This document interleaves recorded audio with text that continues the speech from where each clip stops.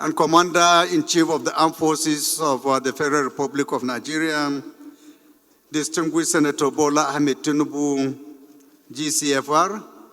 His message reads as follows. Say, Right Honorable Speaker, Gazette of State of Emergency Proclamation 2025, River State.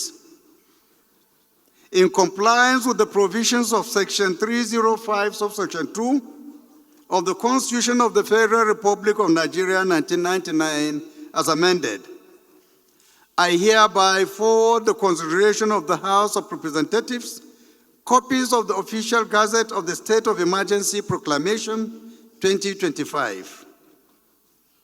I wish, in view of the grave and urgent situation that has necessitated its issuance, to particularly commend this proclamation to the House of Representatives for consideration and approval in line with the Constitution. The main features of the proclamation are as follows. 1, a declaration of state of emergency in one state of the Federation, namely River State.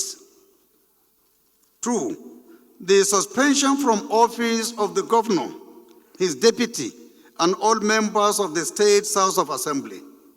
And 3, appointment of Vice Admiral Akpoti-Uduaghan Abbas, retired, as administrator to administer the state, subject to any instruction or regulation as may from time to time be issued by me.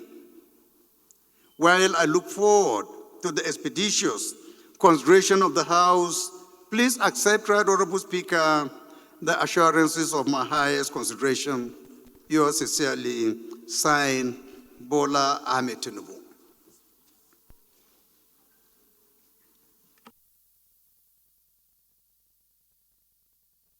Honorable colleagues, because of time constraints, we might not be able to take most of the items on our order paper, so I'll call on the Leader of the House to move that we suspend all our relevant rules to allow only the second reading of this particular request from Mr. President, which will open debate for members to contribute their own views, and then thereafter determine what to do. I represent the great people of Iguano, whom I had not, whom I had South Federal Constituency. Mr. Speaker, since the President's letter concerns proclamation, Mr. Speaker, the constitutional procedures that must be followed as enshrined in Section 305, subsection 6B, that says for us to consider this President's request that this House must have two-thirds of members present. Mr. Speaker, may I please ask? We already have our attendance registers, honorable colleague. Mr. Speaker, yes, can we do a head count, Mr. Speaker? That to is not ascertain that we have a quorum. Yes. To ascertain that we have. Yes, yes. Our attendance register will guide us accordingly, honorable. Please. Sir? Our attendance registers will guide us accordingly. Members are still signing, and at the end of the day, we'll take attendance. Mr. Speaker, can that be made available now for the members to know whether we have formed a quorum? Whether we have formed a quorum, Mr. Speaker, as enshrined in the Constitution, Mr. Speaker, so that our deliberations are not going to be deliberations based on illegality. It is noted, honorable. Please, you can sit down. Sit down, please. Your point of order is noted. Please sit down. Thank you very much, Mr. Speaker. My dear colleagues, I think once again this House has been summoned to leave an indelible mark on the pages of Nigeria's political history. And I believe that, as we've always done, carrying the interests of our people and the nation at large at heart, we will all rise to the occasion. There is no doubting the fact that we have our differing definitions of democracy, of transition, state of emergency, and whatever, within and outside the Constitution. But the road to where we are today is known to everyone in this hall. Nobody is a stranger, so I don't need to be reminding you or telling you who did this, who didn't do this. That there's been failure in certain sectors, particularly those of us who call ourselves leaders of the Niger Delta. There is no doubt about that, because if we did our work well, if we went to the grassroots and mobilized our traditional religious leaders and critical stakeholders, we may not be where we are here today. It's our primary responsibility. And I was with a former president yesterday night, and I told him that. He's from my region. So I think the request from Mr. President is very clear. A state of emergency has been declared. Certain terms have been enunciated. You have also given us how we're going to mediate some of these terms in order to make them more practicable and to ensure that nobody is hamstrung. But ultimately, Mr. Speaker, we have a duty to move Nigeria forward. And I believe that even if we are given a vehicle that has 3 tires, our job is to add the 4th tire to it so that that vehicle can move and get to its destination. I think I appeal to our colleagues here to know that we stand on the precipice of history, because the time comes, as I always say, in the history of every organization, every home, every nation, every society, when you must pause and reflect. Where were we coming from? How did we get here? What have we done so far? And how do we want to move forward? We want Rivers State to move forward. I have lived in Rivers State. I have worked there. I taught there for many years. And I produced students who have been former governors, current ministers, former ministers. And I'm proud of them all. It's a wonderful state. The flora and fauna, the culture, the people are warm, accommodating, tolerant, inclusive in their thinking. And I believe that the responsibility we have now is how do we recreate the platform for Rivers to move forward. Because when I organized an international conference about 2-3 years ago or so, we did it in Port Harcourt, and I brought in people from 18 countries to Port Harcourt to discuss democracy. I want to appeal to all of us. We have our own biases. I have mine. But on this issue, let us move in step with the President, assist him to have a better proclamation, and let's begin to work from day one to ensure that we create the processes, the conversations, the negotiations that are necessary to bring sustainable, durable, lasting, inclusive peace to Rivers State. Thank you very much, Mr. Speaker, for this opportunity. Same order, as well as Order 4 of our standing rules. Mr. Speaker, why I'm coming again is simple. You are a man who have given leadership to this House. You have led us well, even in times that there are bills that were very challenging to the nation and to this country. You have shown, and your leadership has made Nigerians to have confidence in this House.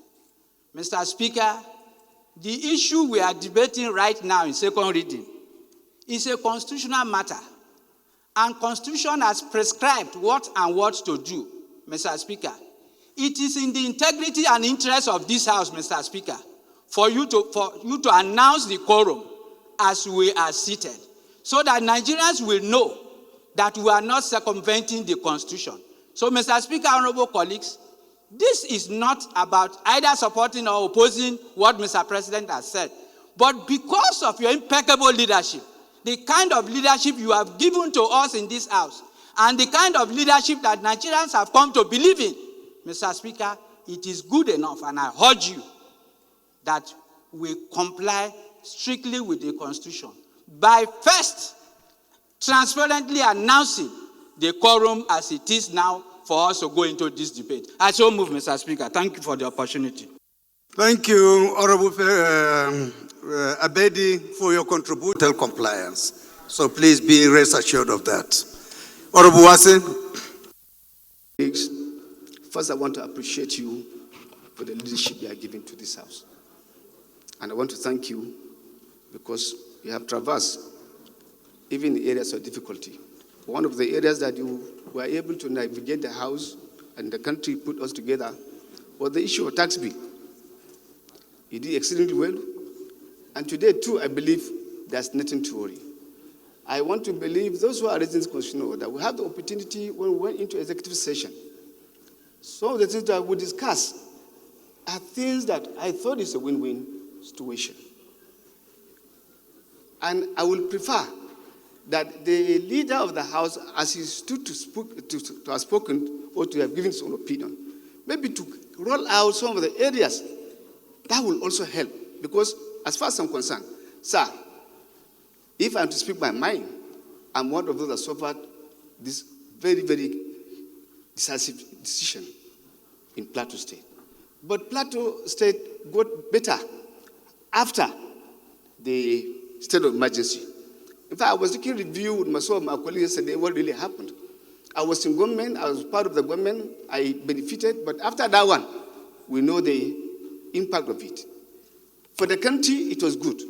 For the country, as far as I'm concerned, because of the economic sabotage that is going to affect every one of us, nobody can take his eyes away from that. I want to believe that Nigeria must move forward. We are not yet at the point of voting. So the point of vote, what are being raised, until we get to the point of voting, that is when possibly that clause could be asked. But for now, we are supposed to consider what is before us, and what is before us is the request by Mr. President to tackle the issue or to approve for him for rivers. Until we get to that one before we now begin to talk about quorum. I want to beg that we should discuss in the interest of this country. That's much better. Thank you very much, sir. This is my own simple contribution. Additional insertion into the request of Mr. President should say aye. Those against should say nay. The ayes have it. Amendment. It's an amendment now, but we need to get support of people to say they are in support of the amendment. Thank you. So those who say this, have the ayes have it. Further amendment. Now, Further amendment. Now it's my pleasure to call on Honorable Etabone to speak on also an area he wants to amend concerning the request of Mr. President. Is he around, please? Don't delegate and finish. Yes. I thank you. The topic before us is the proclamation of emergency government in Rivers State. Mr. Speaker, I listened attentively to the message of Mr. President, and I cannot but agree that the bottom line is for peace to come to Rivers State. Whichever way it comes, legitimately, the ultimate goal is to have peace in Rivers State. And this position was even given credence to the Rivers State governor when he said a time ago that no sacrifice that he cannot make for peace, to come, to Rivers, State. We must embrace that idea of the governor, and indeed, as pushed forward by Mr. President. However, Mr. Speaker, Mr. President has invoked Section 305 of the Constitution of the Federal Republic of Nigeria. I do not want to go into academic debate on what Section 305 is all about, but it's a proclamation, for an emergency rule. However, Mr. Speaker, I have some few amendments, to make. Section 305 cannot be read in isolation of Section 11, subsection 4 of the same Constitution. And that deals with, if you permit me to read, that at any time when any House of Assembly of a state is unable to perform its function, by reason of the situation prevailing in that state, the National Assembly may make such laws for the peace, order, and good government of that state with respect to matters on which a House of Assembly may make laws as may appear to the National Assembly. For on and on. But the bottom line here is I listened to Mr. President's proclamation where he said that the sole administrator will be reporting to the Federal Executive Council. Mr. Speaker, I disagree, with that position and insist that the provision of Section 11(4) of the Constitution should take precedence over that. Mr. Speaker, I so move. Prayer. Let me recognize Honorable Chike John Okafor, PhD, and arise this solemn day to second the motion that Section 11, subsection 4 of the Constitution should be taken into effect. I so second that motion as ably moved. Thank you, Mr. Speaker.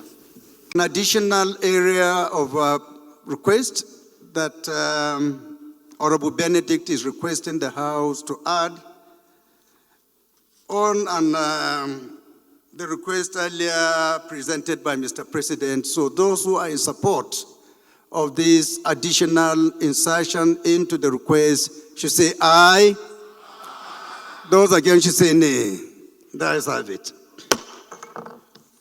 We have another honorable colleagues who has shown interest to also contribute in the amendment of this request from Mr. President. It's my honor and privilege to call on the Minority Whip of the House, Honorable Ali Jesse, to... Can also be resolved, maybe next week or upper week, which I believe the President showed commitment, and all the leadership too has shown commitment. We don't need to wait for a longer period of time. Within the shortest period of time, the matter can be resolved. So I believe the President should be given opportunity to amend, retain the positions of declaration, but with review of the state of emergency at any given time. That the House direct the declarations of the state of emergency stated for the stated period, but the President can terminate, review the state of emergency at any time within the period, but not later than 6 months. I so move, Mr. Speaker. Thank you. The President doesn't need to wait until the expiration of the 6 months before he can lift this suspension, right? That if by tomorrow, Rivers State will wake up and everything is okay, he has the right to say, okay, the state of emergency should come to an end. So rather than just tying us to 6 months, you are saying at any given time, between the first day after the passage of this particular request, the President is at liberty to lift this suspension. Is that what you are saying? Okay, please can we get somebody to second? Miriam Odinaka Onoha. I represent Isi Alamba no Onimo, Okigwe Federal Constituency. I am from Imo State. This morning I rise to second this motion as moved by my brother Ali Jesse, that this House do support the proclamation in view that it could be reviewed shorter than the 6-month period when the two parties come to table, whether it's tomorrow or even earlier than that. I so second, Mr. Speaker. Thank you. Those aye. Those against, you say nay. That is have it. Any more contributions? We put the question. Are we ready? Those in support of this request of Mr. President as amended should say aye. Aye! Those in support of this request from Mr. President as amended should say aye. Those against should say nay. That is have it. Thank you very much. Clerk, support of this motion should say aye. Those against should say nay. That is have it. Order, please. Order, please. Before I put the question, I want the House to note that today's plenary is being attended by 243 members based on our attendance registers. Just for records, we are more than satisfied the requirement of this particular amendment. So, honorable colleagues, with your kind permission, I put the question. Those in support of this motion should say aye. Those in support should say aye. Those in support should say aye. Those against should say nay. There is have it. Thank you. Leader of the